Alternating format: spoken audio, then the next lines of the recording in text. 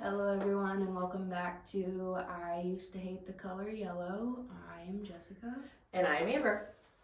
And we're here today just kind of talking about, we talked about like where we came from, our story, our name. I used to hate the color yellow, so you're aware of that. But today we're going to just talk about like what got us here, where we're at now. I guess like why are we here? And I titled this episode like Leap of Faith, I guess, or something like that. Because for me, I just look around the room and I was like, are you kidding me? Like, how did we get to this point? It's just crazy. So absolutely leap of faith. I think for me, it was a lot of like my cup. I wouldn't say what started the podcast for me was this, but what caused me to different steps in my life to get to the point, like leaving the job at Flanagan, was like my cup was empty. You know, like you use that phrase, like if you fill everybody else's, if you don't have your cup full and you're filling everybody else's up, there's nothing left in your cup. And I feel like that's where I was at that breaking point of, I did so much at school on all my own. It's nothing, and I will never ever say anything bad about the school. I loved my coworkers and my time there and everybody else. It's just that I, and that type 2 personality, true personality, I gave so much to everybody else. And it would be too hard for me, I think, to step back because it was such a small school. Because, and you would know, like, even if I said, okay, I'm not going to do student council, I'm not going to do prom, and whatever, if something wasn't going right, the kids would still be like, Miss Carls, guess what? Like, the new person that took it over, they're doing this. Can you help us out? You know, like, and I would feel so bad. I'm like, oh my gosh. So, and then also I feel like mental health is a huge thing with everybody in this world today. But our younger generation having to go through COVID, having the social media at their fingertips, they are struggling with it more and more. And I think those of us that work with the teenagers, you in the girls' home and stuff like that, me in the high school, we see that at the forefront where so many people don't. Would you agree? Yeah, and I definitely didn't know how bad social media affected them because when I was younger, like our first computer was the one where you hook the Ethernet into the wall, like, so obviously I grew up with it, but like I had like the OG startup and social media. Look, real quick, I love how she's calling OG startup, like, those of us remember the dial-up, like. Okay. Yeah, but I see it's not on your stuff. You didn't grow up with a smartphone. Yeah. So, she has no idea. Yeah. My senior year, there were 6 of us girls living in a house together with one phone line, and the computer had to hook up to the phone line if we ever wanted to use it. Yeah. So yeah, but no, I'm just joking. No, I know. You know, that 20-year gap where they're showing it's. But you're right. So yeah, you grew up with Ethernet. Go ahead. Sorry. Yeah, it just wasn't like social media wasn't out there like that. Like there was MySpace, and when I was like 9 or 8, like really young, made one, and I was like looking back, I'm like, why was I? But anyways, the thing is like we got to experience my like I don't know. It's really hard because like technically I'm considered Gen Z, but there's so many like kids that are so much younger than me and we're all a part of it. Right. So in the first part of that, like early 2000s, it was this whole new world of things starting to be at your fingertips.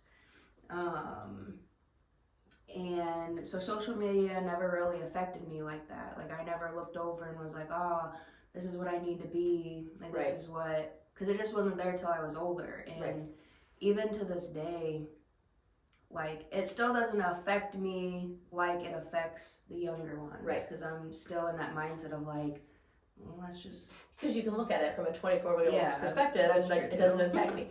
And and you're right, like they see this all the time, and whether they are, I feel so much too, like they're stuck in their rooms, and not everybody, again, I know I'm stereotyping, but like they're, like everybody says that, you know, we're the most connected generation, but yet the most disconnected with people as well. So it's very hard, and to navigate that as your brain is forming.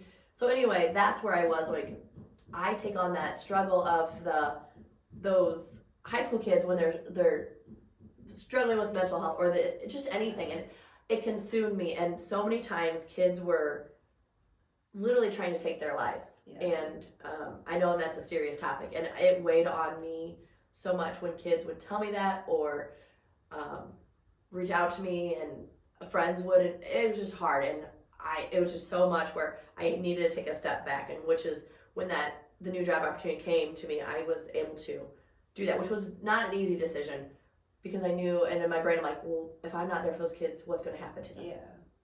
You know, like you see that, like what if? And yeah, no, I definitely, even the girls that in the foster home I was working at in Colorado, I think I got just a hint of parenting because I was with them, I was helping them get ready, do their chores, homework, getting them to school, cooking them breakfast and dinner, and staying overnight at the house.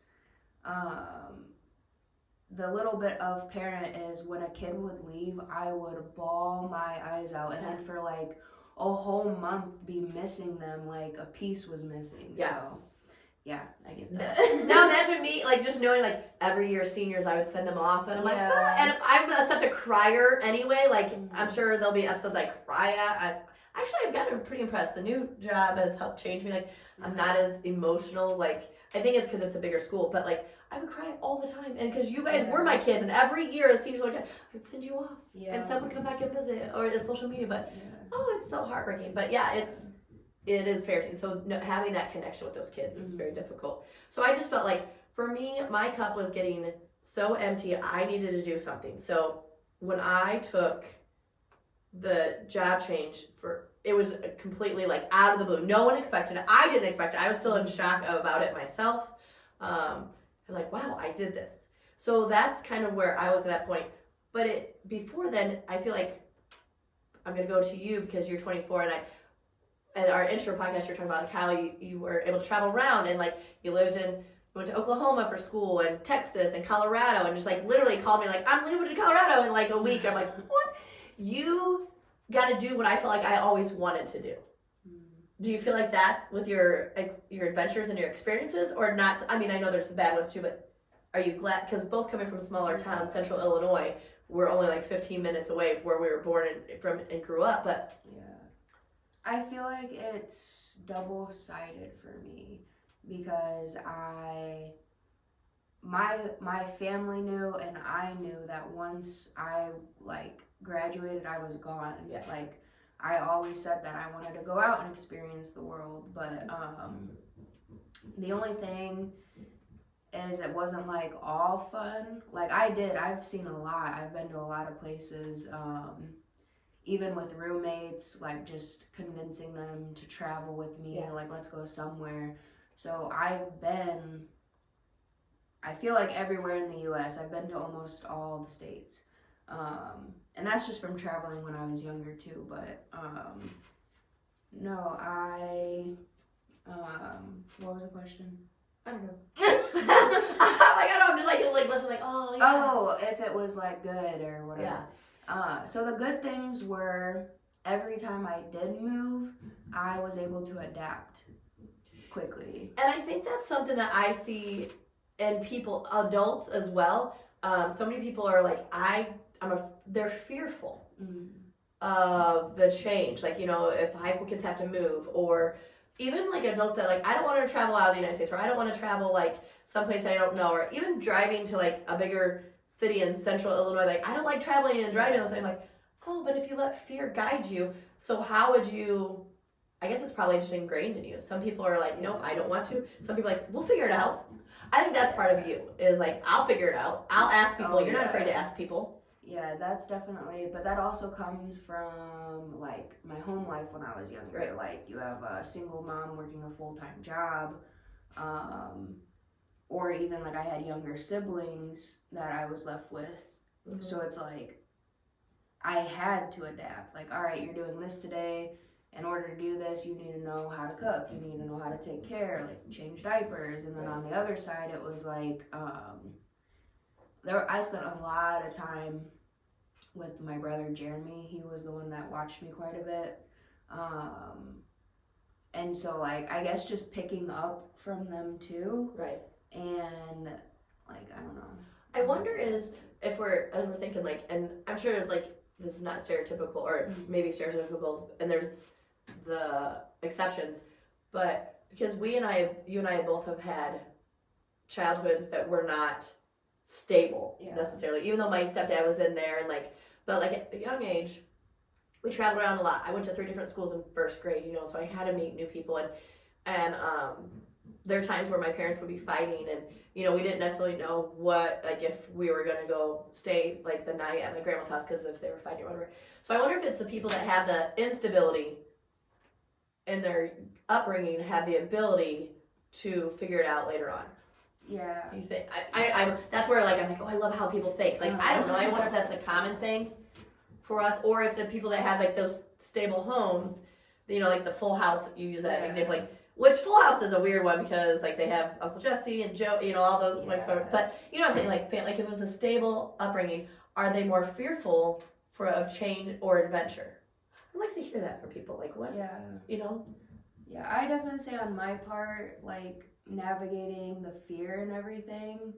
Well, there's 2 parts of that. One, there's a quote, I think it was in like Zookeeper or something. We're quoting Zookeeper. I don't know. It was one of those. I think it was that, but the guy was like, it only takes 10 seconds of courage or 5 seconds of courage.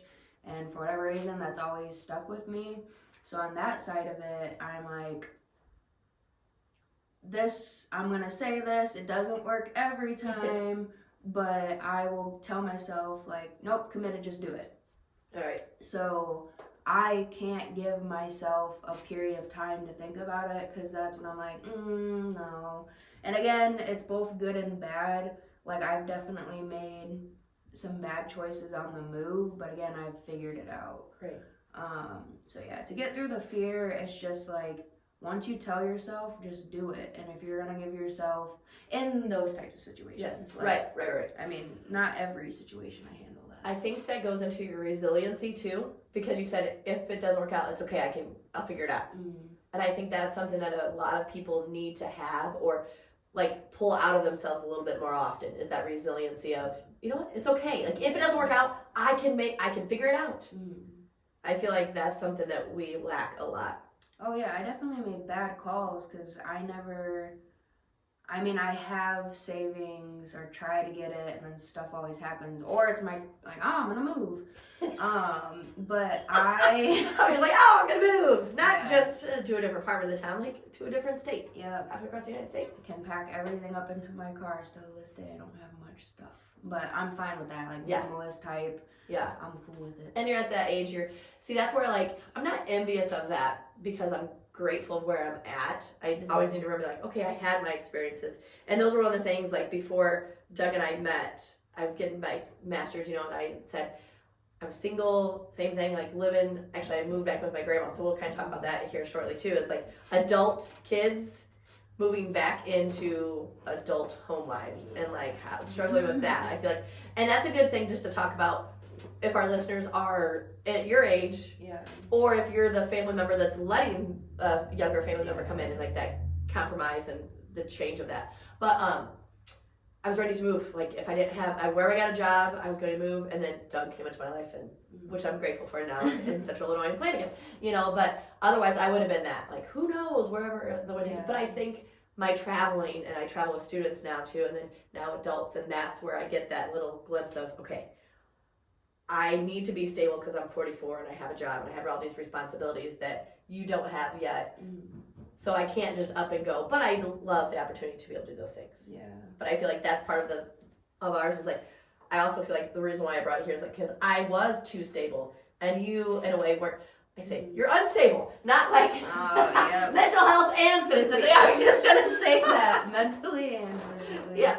No, not in a bad way, but true. So like you are... Stability. So you were looking for stability. Yes, I was. When we talked about this project. Yeah, I was getting tired of just bouncing around. I mean, I'll still do it, but like I am 24. Like I know I'm still young. I get that, but I feel like in my journey, in my opinion, evaluating myself, like it's time. So I just thought this. Like maybe this will calm me down, right? Keep me. But yeah, I also had mental health, like playing a part of that. So I think I touched base on it already, but I'm newly navigating like bipolar, and I've had signs ever since I was little, but little like middle school. Yeah. But also with that, like that's why I said it can be a good or a bad thing, because with my rash decisions, like with the first breakup, I just left. Like I just picked up. Come to find out, that's just with my mental health and my chemicals. It's like I couldn't handle it. It was all too much, right. And so my defense was to flee. Yep. And then when I came back home, I was like, I moved away from this. No, and then I fled to Texas. Yeah, because coming back to home, you're like, wait a minute, I'm 20-something and I can't live in a household of adults that are making me feel like a kid. So, yeah, and then I moved, which my parents have always been pretty relaxed on that. It was just more of like the structure, like we'll trust you to go out, but like on Sundays we expect this. On school days you act like this. Yeah, well, and actually just thinking too, it wasn't just the parents too, it's also like coming back to Central Illinois. Yeah. Like, again, we said before, very small towns, 450 people. Mm-hmm. The nearest town is 15 minutes away, and that's 10,000 people. Yeah. If you want to go to a real store, you got Walmart in that store, but if you want to go to a real store, you're like a 40-minute drive anywhere. Yeah. So 40 minutes, 40 miles here in Central Illinois. Yeah. So yeah, that's, especially if you've been living in cities too. So after I said that, it's not just family, it's just the whole dynamic. It's that living lifestyle back here that you had to. And I guess it could be generalized as family, because I also moved in with a sister in Texas and my brother-in-law, and then they have 2 kids. That was very, very hard, because 2 things. It was hard for both of us because honestly, like, they've known me since I was little. Right. So they saw me as like, yes, you're an adult, but you're still little Jessica, and we have to take care of you because that's on us and our parents. And I was like, my parents didn't even care like this when I was, not like care, but. It's funny, as you just said that, it connected with me. So we talked, like, you, before we started, but like, you are currently now living back with your mom and stepdad, and like, so you're living back in Cornell at this point. And I said, it reminds me of me when I was like 23 into 24, and I moved back when I was getting my master's. I lived with my grandma, so we're gonna talk about that. But also for a short time, I lived with my aunt and uncle in Charleston. Oh, nice. Yeah. So it was just one of those things. Like I kind of forgot this. I did have an opportunity where like, I'm gonna go. It was the summer right before before my senior year in college. One of my friends that I grew up with since like 5th grade, he is in the Air Force and he was down in Florida. And he's like, hey, Amber, like, what are you doing? Because you actually had called people back then. I think it was like 98 or 99. And I'm like, this summer I'm just going to go do what I did, live with some friends during the summers at like ISU's campus, wait tables, take some summer classes. That's what I had done. Because once I graduated high school, my parents moved. I didn't really have a home. Like, they had a house, but I didn't have a bedroom anymore. So I was like always just couch surfing when the dorms kicked me out. Yeah. But anyways, like, you should come down here. We just got a townhouse. I'm like, really? Like in Florida, like down by Fort Walton Beach, like so in Destin. I'm like, he's like, you could easily get a job waiting table. So I'm like, let's go. Yeah. So I did. That was my one time. I'm like, yeah. I went out for the summer, lived down there, and it was awesome. But when my time down there was done, I couldn't move back into where I was at. So I lived with my aunt and uncle, and they had that too. But I feel like it's funny. I don't know if it was our lifestyles or your being down there and have something bigger to do. They would tuck me in like every night. Good night, love you. And I'm like, and I remember sleeping on like their pull-up couch in the basement, and my 2 cousins' bedrooms were down there too, and they would just kind of always come in to give us hugs and kisses goodnight. But I wasn't out like really like at that 21-year-old's thing of doing stuff. Yeah. And I think you were probably. Well, not yet. Like, there was stuff that I like did, right? But see, the issue is it started off small, and every move I'm like, all right, I'm gonna cut this completely out of my life. Right. No drinking, no drugs, like just cut it out. And at first it wasn't like heavy drugs, but drugs are drugs. So yeah, when I very first lived with them, I was like clean fully, like I was back on like, I'm gonna work out, like I'm gonna do whatever, blah blah blah. But I still had that like little rebellious like thing inside of me where like because I felt so suffocated, and it wasn't because like them, right? Them, it was like they felt the need that because my parents entrusted me to them, right, that they had to make sure I was okay. Right. But the reality was, we got into so many arguments, like just because it just reminded me of being like when I was younger with my mom, like just I'm an adult, treat me like an adult, not a kid. But it was like I really did enjoy living with them. Like I got to spend time with her boys and watch them grow up in that certain period of time. Right. We got a lot closer in that too because all of our family was in Illinois. Right. But I was there for about 6 months, and I have a big issue, again, not towards other people, me, when I start feeling pressure and like feeling suffocated. That's another one of my things, flee. Because it's like this thing and it pops and I shoot out, so shoot away or whatever.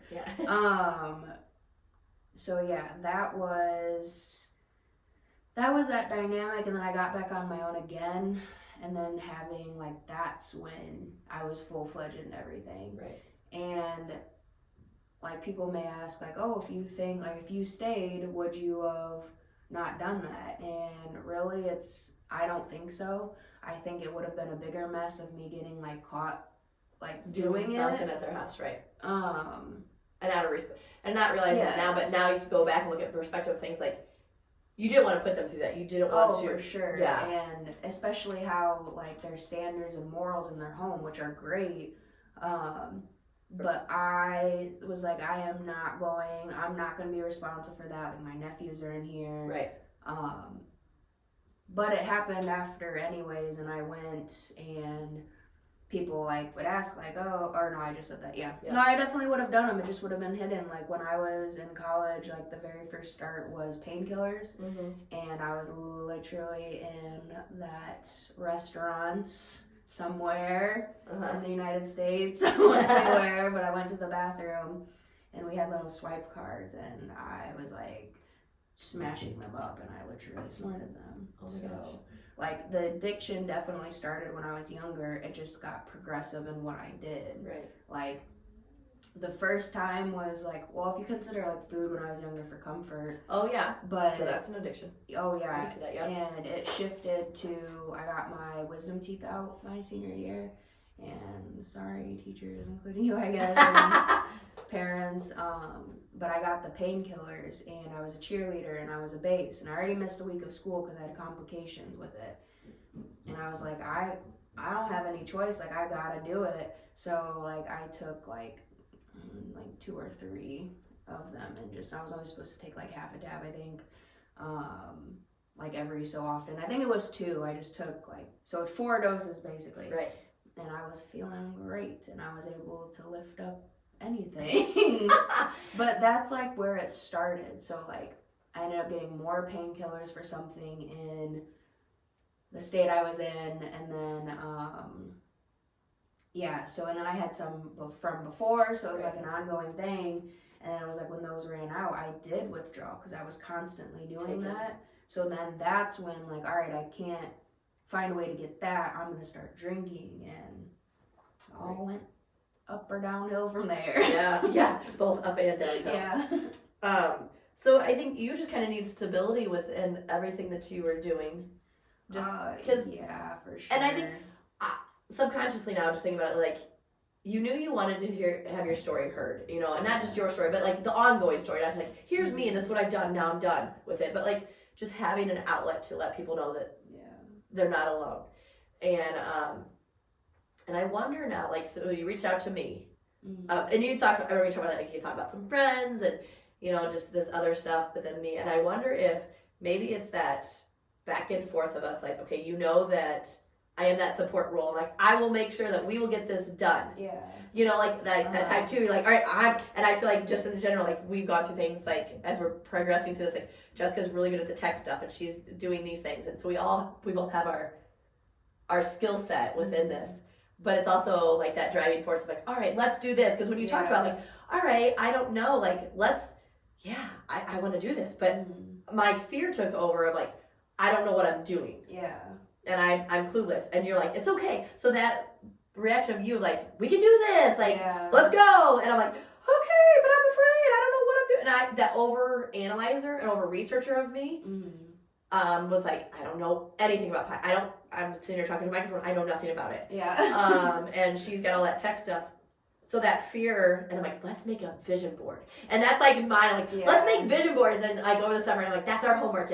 And she's like, okay. And so like a couple months went by, I'm like, we were talking about it. I'm like, so did you make a vision board? She's like, no, I didn't want to make a vision board, but I did something else. And so that's just our personality. But I wonder if like the reason why is because knowing the yin and yang of our personalities worked well to make sure this is happening within that. Yeah, no, I agree. Like, definitely, like, I can be really excited about a startup of anything. Yes. But again, I don't know, mental health, Enneagram, whatever it is, right. I am very good at pumping up an idea and get it rolling, but then I'm like, let's start something else. Let's do something else fun. It's like squirrel dog. What? Yeah, it really is. My brain's always like, oh. Do you have ADHD too? Probably. Well, it could be diagnosed. No, I just didn't. Not that I'm sure it's the whatever. Yeah, I think it's like the highs and the lows. Because in my lows, like we'll talk about it another time, but my lows are not normal people. I was like, oh, I'm really down today. It's crazy. It's the bipolar lows. Well, I don't want to say crazy because I'm not trying to do that. Yeah, you know. yeah, we're not trying to Yeah, I just don't want a bad word for it. I don't mean you're crazy. I do crazy things. I really do. But even in my highs of same thing. here, I'm like, it's over. Like literally this past week, I had my downs and then I felt the shift of the high because you can feel it. It's like this excitement that sits in your chest. You're like, I gotta do something. Sunday night, I was literally like, I want to make cookies. I'm going to make them from scratch. They're going to be homemade. And rather than making just one of them, I was like, no, we need more. I made 3 times the quantity. And so it's stuff like that. So this podcast, I was like, I'm really excited. I want to do this. And then life happens and I'm like, not should we, but I'm like, you're that driving force that pulls me. That's like, or even just the little conversations like, hey, like that we have beforehand of like, hey, this was crappy, this is what's going on, because life sucks, or and not it sucks, but it has its moments, like a bad day at work or a bad day at home, or jokingly like today Jessica and I started to record, I'm like, hey, I'm gonna be a little bit late, like I got woken up because the alarm was going off in our house, like carbon monoxide, so I had to do a non-emergency call to 911. Shout out to our volunteer fire staff and one of my former students who was showed up, made sure carbon monoxide levels high. We got called Nyquil gas and all taken care of. This is because he was in my class, so it's like this is how small our town is. Yeah. Like, a former student. Oh, he was in my class too. Yeah, exactly. Yeah, and he's also technically like my cousin. Yeah, because my aunt married his dad, and it's so funny. Small world. Very small town stuff. But so life just kind of throws it, and we can dwell on that, but. And it's pulling us through. I feel like we together, me with the older stability type 2, let's go and do this. Say that. Your stability helps. I have every intention on doing everything that I start. And again, I think that's something with what I'm up here. But I have every intention and I am very excited about it. But sometimes, and the people who relate, if you know, if you don't relate, this is going to sound silly. But there are certain events, or it could just be what someone says, it just hits a nerve, and that switches my whole mood. And again, it's something I do need to work on, and I do go to counseling, but it's very this is real life for me. Something hits, and all of a sudden I'm just in this mood, and it just starts going down and down and down from one word to all the way I'm down, I'm in my room, I'm in a fetal position, it's too much. Right. So I don't know why I said that, but hopefully it was connecting. I don't remember, but I think that's part of understanding too, our guidance of I'll tell a high school kid whatever, I'm it's okay, don't let one person's comment affect the rest of your day. Yeah. But there is the difference between mental health and knowing, but also I'm going to use this, and I'm not demeaning anybody, but there are people well, you just don't get it, Miss Carl's it's not, they're just using it as an example, or an excuse in a way, like, but you just don't understand. You're like, you're right, I don't understand. Like, and it's a crutch, but there's also realism with it. So I hate the people that demean it and use it for their benefit when they're not really struggling with it. I hate to say that, but it's the truth.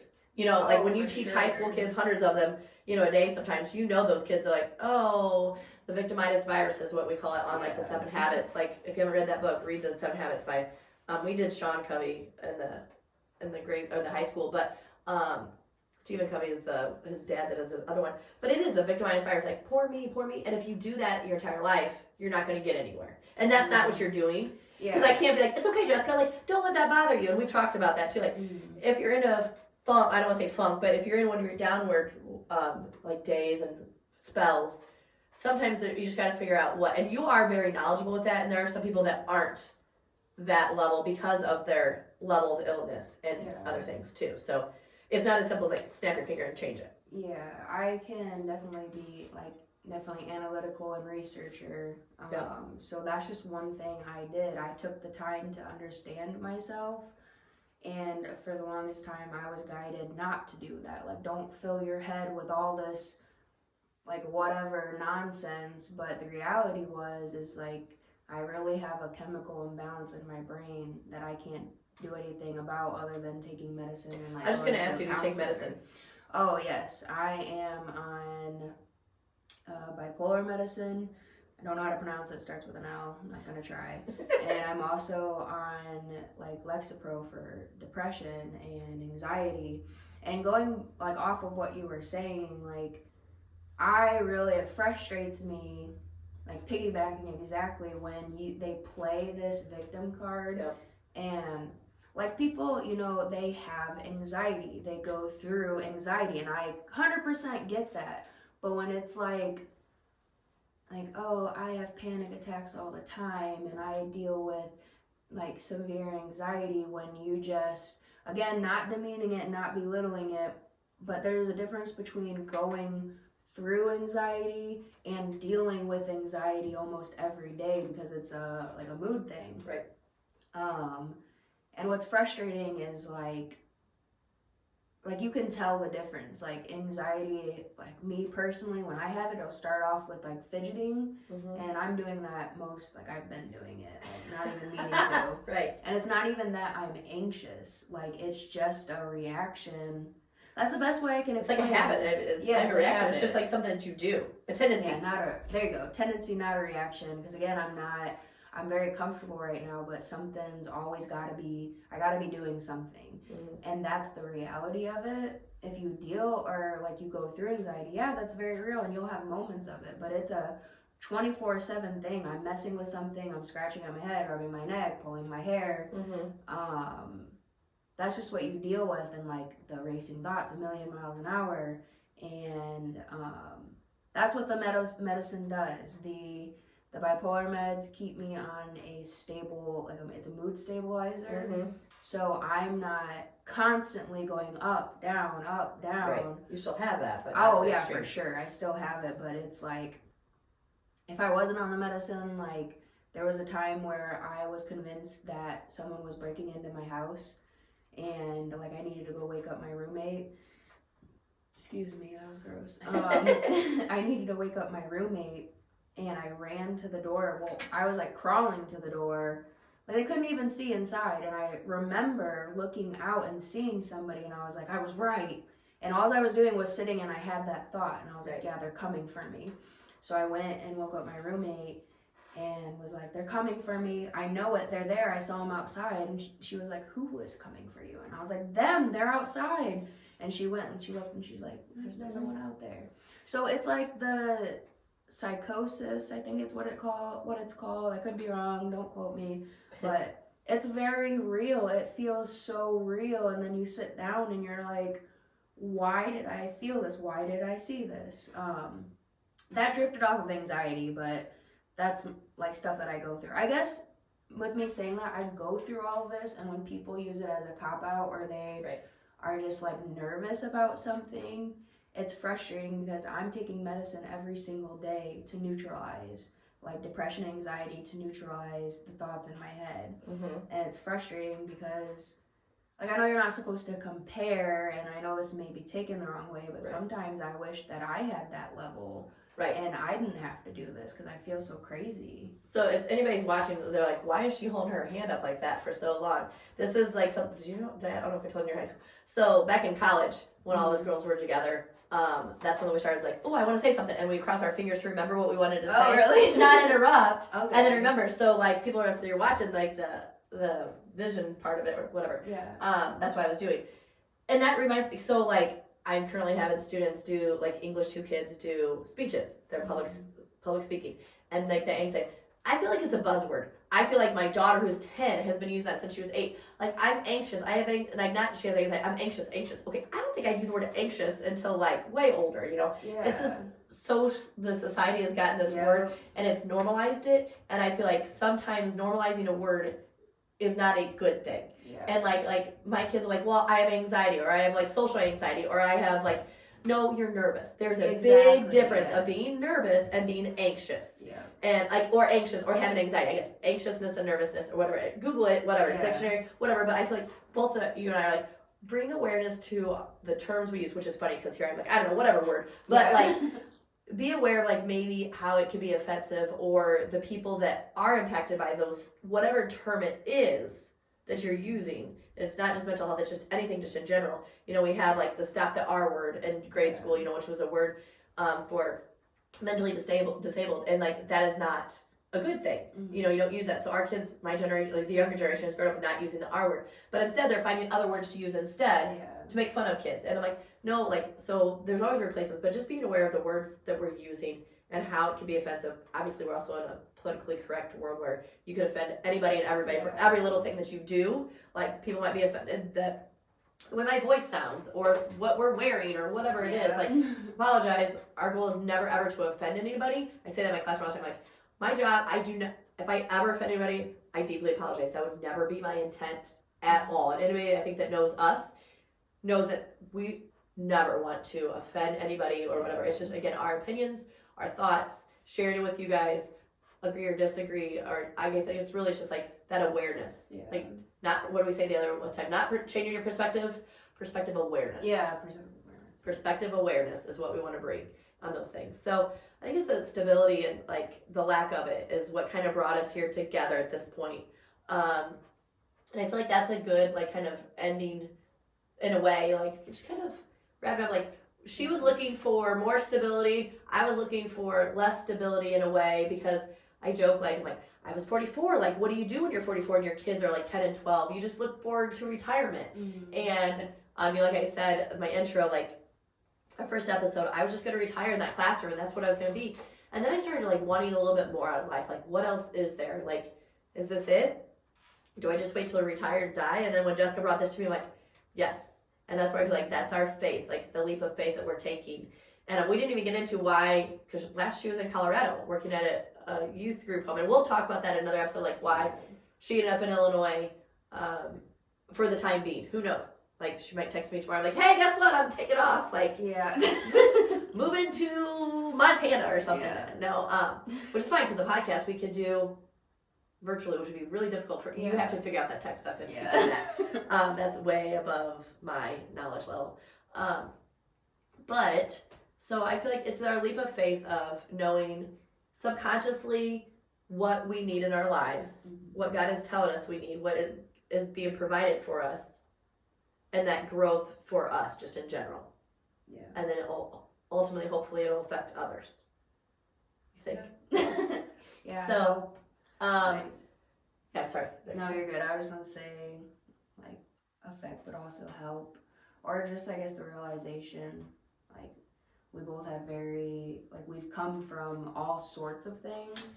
So I feel like there's a lot of options you can connect to. Yes. Because it's just, like, so many, especially coming from split families. Like, there's just so much. Yes. And then over our lives, the people that we've crossed paths with, you know, you travel a lot. I have more decades on you, so I've experienced more people, you know, life connection with other people, but I feel like that's too is helped build who we are. You know, it's really our our journey on this earth is all about our relationships with people. Like I truly feel like that's what it is what are you going to take with you? It's those memories and those relationships, and that helps form who we are. So it's kind of where we're at today. So we end every episode with a question. Yes. I don't have one prepared. Okay. Do you have one? But I did come up with one when I was thinking. But No, I don't have one. You go. No? I was gonna come up with someone. Okay, well you think of another one. We can do two. Okay. Mine was, Jessica was talking earlier about her cooking, and she's already mentioned like she's musically inclined. She wakes up singing and goes to bed singing. I don't do that. I also don't bake. You're probably like, Amber, what do you do? I don't know. I'm a mom. I do mom stuff. I don't know. Yeah. Mom stuff. I don't bake. So we're entering the holiday season here. You'll probably be listening to it after the holiday season, but amongst the holiday season, if you had to bake something or eat something, because I'm not a baker or cooker, but like what is your thing? Like what is something you're looking forward to over the holidays? Pecan pie. Oh. I don't like any pie except for pecan pie. Really? Yeah. Made by a certain person or just anybody? Like store bought? I'm gonna make it this year, so we'll see how that goes. Have you made one before? No, not a pecan pie. I've made like, I don't know what pie I've made. I made some with my mom. Oh, it was rhubarb pie. That's really random, but... Well, not in Central Illinois. Rhubarb yeah. pie. Strawberry rhubarb pie. Yeah. Yeah, okay. So pecan pie. This will be by myself. But yeah, what about yours? Oh, I don't know. I'm definitely a sweet person. My friend Angie that I do Black Friday shopping with, she makes, not the Angie that passed away, my other friend Angie, she always makes monster cookies, which are so good. But that's like my Black Friday like kick. Like when we used to shop throughout the whole night, I would get that and like eat those throughout. So I need to actually message her and make sure she's making those for me. Otherwise, I love fudge. Like when somebody makes homemade fudge, like with like walnuts or something like that. My grandma used to make it. Okay. And I don't know if I've actually had homemade fudge for a while. She also used to make divinity. Do you know what that is? It's like a white puffy candy. I don't like it. A lot of like people do, but she would make homemade divinity too. But anyway, so and that made me think because she would always make fudge and homemade divinity. So yeah, homemade good fudge is yumminess. So I'm looking forward to that. Do you come with a question? If not, what is the powerhouse of the cell? Is that a science question? Yeah. I know the science. Oh, wait, I do know. It is the nucleus. Yes. I know that because of 5th grade science. Delaney was just practicing her stuff. I also know like photosynthesis and like chlorophyll is in the plant cells, right? I don't know. All I know is there's like memes going around like joking about what they learned in school. Like, why don't we ever... Like, I never learned about taxes, but I do know that the nucleus is the powerhouse of the cell. Darn memes. Yes, 5th grade studying with my daughter. I know that one. Nice. I can science a little bit. So, anywho, that's us today. So, we appreciate you taking time to listen or watch with us. Yes. And have a great day. Be safe.